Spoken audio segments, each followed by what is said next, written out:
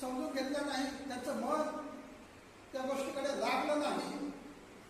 बरोबर, देवाचे वचन तुम्हाला स्वतः सांगण्याचे आगत होते, तरी ज्या अर्थी तुम्ही त्याचा अभेद करता, देवाच्या वचनाचा अभेद केला त्या लोकांनी, हेच ना, त्यामुळं ती सुवार्ता, ते देवाचं वचन परराष्ट्राकडे, विदेशी लोकांकडे आलं. त्यामुळं देवाची कृपा कनानी स्त्रीकडे आली. हेच ना, त्यामुळं येशूपासून मिळणारं ते आरोग्य ते यहुदी लोकांसाठी होतं, फक्त ते परराष्ट्रीयांना मिळालं. त्यामुळे काय झालं, जी प्रभू श्री ख्रिस्ताद्वारे मिळणारं धर्म होतं ते विदेशी लोकांना मिळालं.